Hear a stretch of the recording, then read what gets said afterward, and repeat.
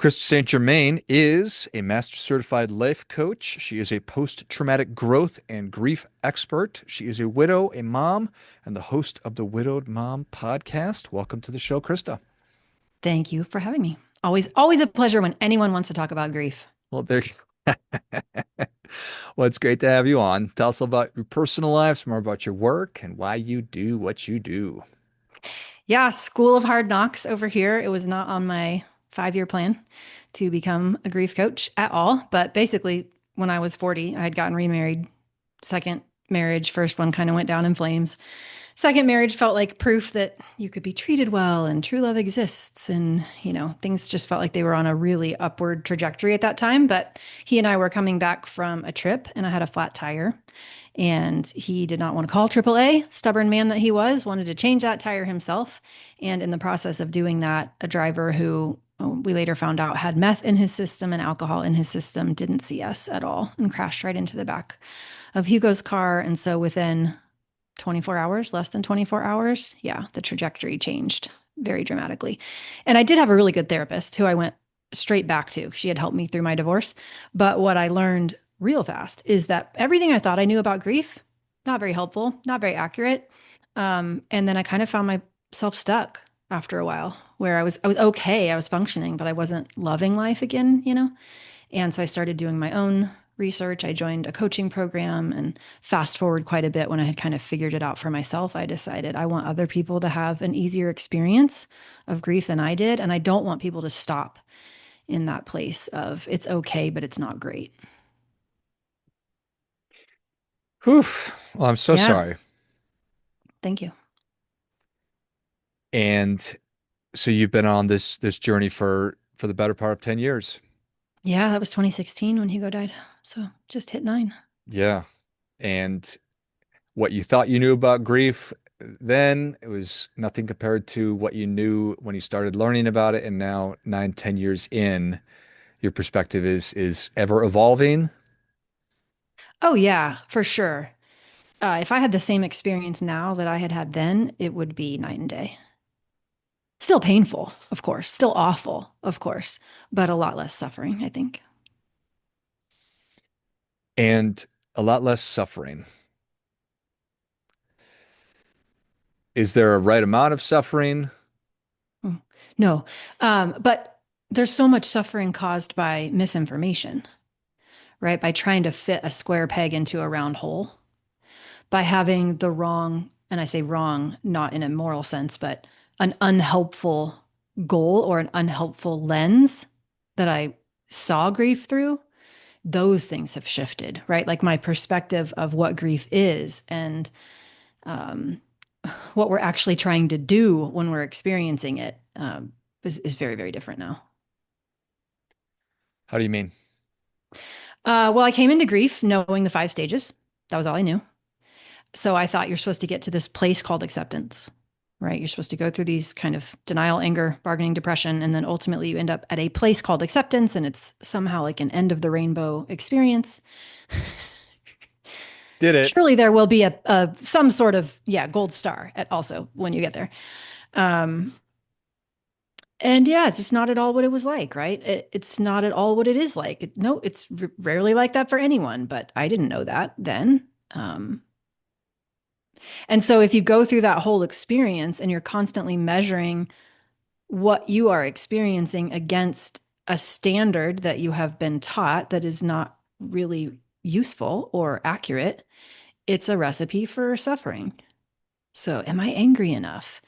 Right? Am I supposed to be feeling less happy than I am? Am I supposed to be feeling more sad than I am? Am I supposed to be should guilt be part of this? Should it not be? Right? Why am I having all of these experiences that don't match up with denial, anger, bargaining, and depression?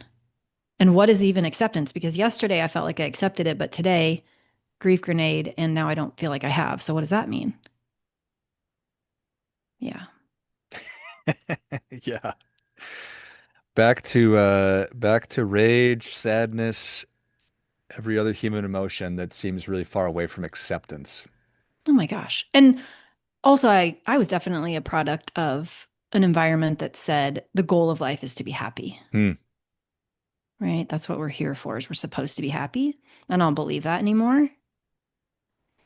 So in my mind then, the end result looked like not feeling sad. Well, I don't believe that at all anymore, right? We can experience all of the emotions. Why would I ever not want to be sad Right. that this happened? But it also doesn't need to, dictate the course of my life or fuel all of my choices, but I can hold it within my experience, right? And value it for what it is. So, If the goal of life is not happiness, what is it?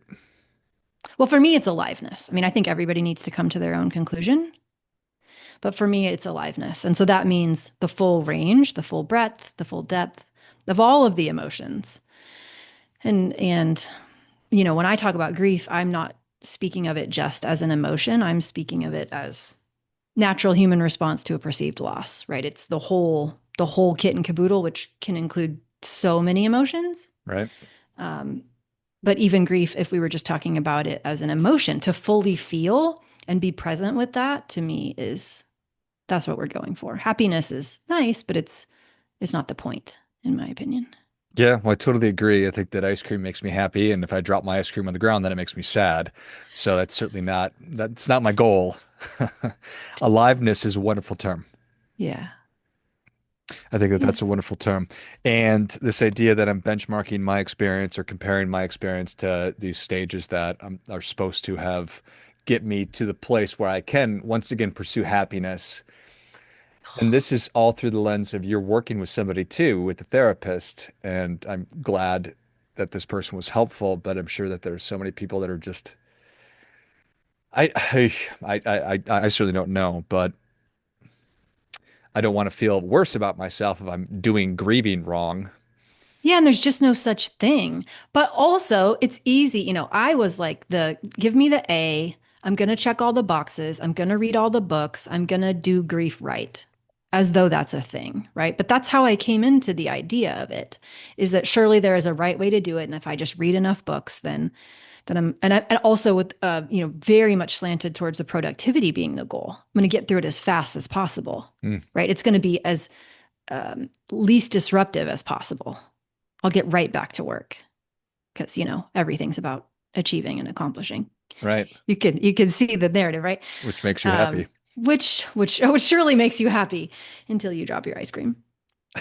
Yeah. So, wow, what a shift in 9 years. What a shift in 9 years. I don't see it that way at all, but I so get why so many of my clients come to it very similarly because they've had similar lived experiences and they were brought up in the same, marinating in the same soup of productivity is the goal and happiness is the goal and, get the A, check the box, do the thing. Oh, Yeah, and also feelings are problems. right. Yeah. That's not going to be a beneficial perspective. No, it is not. That's not going to help. No. And then for women, also being coupled is the goal. Right. Right. So we come to it with that too, of like, how could I possibly love my life? If I attribute all of my happiness to the partnership or the coupleship, how can I possibly be in this world and do it solo? And it's a ton of stuff comes up. Yeah. Yeah. The weight of expectations and assumptions and systems and everything else that's been Yeah. piled on top of us, which is Hmm. hard enough just regular, and then you throw in tragedy, Yeah. which definitely But exacerbates. that's what I love about it though, right? That's what I love about it is like for me, this is the doorway that my clients get to go through to get to all that stuff. Hmm. And it's not an easy doorway to come through. I think there's lots of different paths that everybody's coming at it too, and this is how the people I work with get to it. We get to it through loss. Yeah. That's a fascinating perspective that it's an opportunity to challenge everything that I've been doing my whole life. And is happiness really the goal? Is being with somebody that defines me and I'm a husband or I'm a wife or however it is that I define myself or have rather, has that really served me? And while this is awful, it's an opportunity. Or I'm totally misreading what it is that you just No, said. you're right on it. It's an opportunity, but it's also not something we have to be grateful for, Right. right? It's not a superior option. It's just, okay, this is what I've been through. I get to choose what I want to make of it, and I get to decide who I want to be in it, and I get to decide who I want to be next and what I want my life to be about. So why not? Why wouldn't I? Yeah, that's really interesting. I don't know that have always viewed opportunities as positive things. And I don't know that I have. I'm just thinking about it now because what Hmm. you said, it's like, yeah, okay. It's not like this cool opportunity, but it's an opportunity.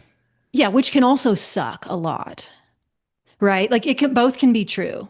You can I like to think of so post-traumatic growth is something I'm really interested in. And I like to think of it as like, a tornado comes and it knocks down your house. Hmm. You didn't ask for it to come and knock down your house. You don't have to be happy that it came and knocked down your house, but it did knock down your house. Your house got knocked down. Okay, now what? Do I want to try to rebuild the exact same house I had? Do I want to adjust the design of my house in any way and take into account the things that I have learned through the life that I have lived in that house, right? And what the tornado taught me? And so to build a different house or to build the same house, either it's not about it being superior or inferior or somehow better or worse. It's just about humans have choices. And for me, I want to be able to reassess and make that choice on purpose. But that doesn't mean I have to be happy that the tornado came or grateful that it came. It can still suck and I can still design the house that I want to live in. Yeah. What a wonderful metaphor that is. Tornado comes along. It's not a I good live in opportunity. Kansas, Or, well, so so there you go. we have a lot of them here. Yeah. People get it. It is not a good opportunity or bad opportunity. It is an opportunity. Yeah. And I think that a human superpower of ours is that we have choice. I get to choose how I think and respond and feel Yeah. and to the circumstances of my life, although I have no control over the circumstances of my life a lot of the time. That's it. I I get to choose. Yeah. And so it's an opportunity to learn and embrace that very, very powerful reality. Yeah. 100% with you. Post-traumatic growth is a term that I believe you've just introduced me to. Can you tell me more about that? Yeah. Isn't that surprising? I hear that all the time. And I had the same exact experience where I was like, wow, how have I never heard of that? So, and I think what baffles me about it is that it's been around since the 90s. Hmm. Why don't more of us know about it? Why aren't we talking about this? I don't know, but I'm glad. So I'm glad you're interested in talking about it. So, yeah, coined in the 90s. A couple of researchers at the time of this work started noticing that people who went through quote unquote traumatic experiences, which at the time were defined as kind of big T, like certain events were labeled as traumatic, not so much it being interpreted or, as perceived by the person, but they were noticing that some people would go through a traumatic event and their level of satisfaction with life or quality of life would drop and never recover. Some people it would drop and then it would bounce back to where it was. That was kind of what we thought were the two possibilities at the time. But they started noticing a third group that would drop, but then not just bounce back to where it was, their quality of life or life satisfaction would actually bounce forward. And they were reporting higher levels of quality of life and higher levels of life satisfaction. And not in spite of what had happened, but literally because of it, because of what they had decided to do in their lives after that thing happened. So started to maybe realize that they were more resilient than they thought. They had spiritual changes that they experienced or created for themselves, relationship changes, right? Maybe they stopped investing in the same people or started investing in people differently. They had a deeper appreciation for life, right? These kinds of things that people were experiencing, which then kind of reframed what was possible after we experience something traumatic, that we can actually use that trauma if we want. Again, not because we're grateful for it or happy that it happened, but it did happen. So who do we want to be given that it did? How do we want to live given that it did? Are we living a life that is aligned with what we value and who we want to be? And if we're not, what changes do we need to make so that we can do that even more? So for me, that partly looked like changing my career because I went, whoa, holy crap. If life is this short and precious, I've already been on the planet 40 years. Do I want to do this for a living anymore? I don't think I do. This is not really what I want to do. Not that it has to be that big, right? Post traumatic growth can be things that other people don't even notice about us because they are just internal shifts, but it can be quite big, quite little, but result in a higher level of life satisfaction. I could definitely see that. So you learned about this through your work, just living through this, educating yourself, trying to like, and do you feel like you naturally do that? You naturally Yeah, focus on the growth regardless of this terrible thing just happened to me? I have been oddly interested in self-help since I was a teenager. So, not a surprise that I would read all the things. My impetus for doing that has changed quite a lot over my life, right? I think, it comes much less from a hole that I'm trying to fill and more from a curiosity and a little bit more abundance now. But I just went into this like I got to figure this out because what I thought I knew isn't helping. So what I guess I'm going to start reading things. And so I started reading things and started listening to things and just kind of doing my own work really and figured out what worked for me and then take that and teach it to other people and let not because it's prescriptive, but because take what works and leave the rest, right? It helped me so I can help other people with it. Yeah. I think just realizing or knowing that something exists, that post-traumatic growth, the practice of it, the study of it, that it's a thing is Mm-hmm. probably a really helpful thing for people who maybe they're scared to take those proactive steps because people will judge them. Oh, you didn't, you've only mourned for 2 weeks and now you're out, at the beach. You should be wearing black and crying in your study or whatever. So it Mm-hmm. gives people permission or I can see that people would feel just very guilty about moving on with their lives. Yeah, and every person has a different experience, but I do see for some it normalizes what it is that they feel pulled to do, Hmm. and for others it feels like another thing that now they have to add to their to-do list and they will kind of like come at it from a perspective of I should, Hmm. which isn't particularly helpful. My hope is that people will just eventually come to it if it feels right to them and it feels like something that they want.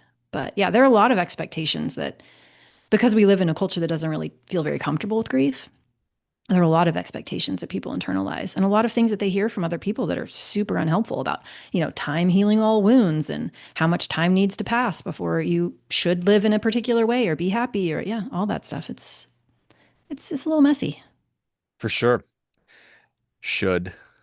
Ugh, right? Don't shit on me, Krista. Don't. Just, yeah, Hmm. good times. That is, yeah. Not enough time has passed. Too much time has passed. Just the right amount of time has passed. Who's to Yeah. say? So, hmm, do we need community? Do we need support? This is all individual. Some people do it on their own. Some people need strong arms around them. I think we want to give ourselves permission to do it in whatever way works for us. However, I say that, and I am speaking to the former hyper independent me's of the world who only saw doing it alone. Hmm. And I would say to that, give community a shot. I do think we heal faster in community. I do think there's so many benefits of being in community. Can we move from a state of hyper independence to healthy dependence? That's I like that, but I don't think we want to be prescriptive, and I think we get into trouble when we say that. Right? I see a lot of people telling people what they need to do in grief. You must be in a support group. You need to go to therapy. If you're not talking about it, it's a problem, right? And then people pass that along to their kids. Well, my kid's not talking about it. So is that a problem? They don't want to go to therapy. Should I make them? Right? When we get into saying there's one better way, I think sometimes we cause ourselves more problems than, we help ourselves. So can you let yourself ask genuinely what support do I really need next? What support do I really want next? What would feel really good to me next? And then go find that, knowing that it's a big world out there. And maybe the first thing you try isn't the thing. Maybe you need to try a few things first to find what it is that you need, even if you're looking for community, you might not find the right one, straight out of the gate. I wish if I could go back and give myself advice, I would tell myself to get in community faster. Hmm. Because there's so much about what people go through in grief, they think is just them. And when you can see your experience reflected in other humans, and then you can go, oh, it's not, there's nothing wrong with me. I'm not broken. This is what grief is like. I see myself in them. I see that. Oh, there's a lot of me tooing, right? We can just get rid of all of the obsessing about what's wrong with me and just move on so much faster with okay, how do I support myself given that this is what's happening? Not how do I make it my fault, but how can I actually get what I need here that would be helpful? I didn't see that until a long time later. Well, I certainly think that that makes a lot of sense. And I appreciate that you've decided to invest so much of your time and energy and effort and money and just all your most valuable resources Hmm. into into helping with this. So, and thank you so much for coming on and sharing a little bit about your story. Where can people learn more? Where can they find the podcast? How can they engage? Yeah, coachingwithkrista.com is my website. So that's where all the everything lives, including the podcast, but really any podcast player is going to have it as well. It's called the Widowed Mom Podcast. I know that is super specific. So if somebody is a widow or not a widow, they just want to learn about grief and post traumatic growth, you can still listen to the podcast and just disregard the widow part. It's fine. Perfect. Yeah. Well, if you enjoyed this as much as I did, show Krista your appreciation. Share today's show with a friend who also appreciates good ideas. Go to coachingwithkrista.com. It's Krista, coachingwithkrista.com, and then check out the Widowed Mom podcast and get the help that you need and explore post-traumatic growth and everything else that Krista's been talking about today. Thanks again, Krista. Thank you. Until next time, remember, do your part by doing your best.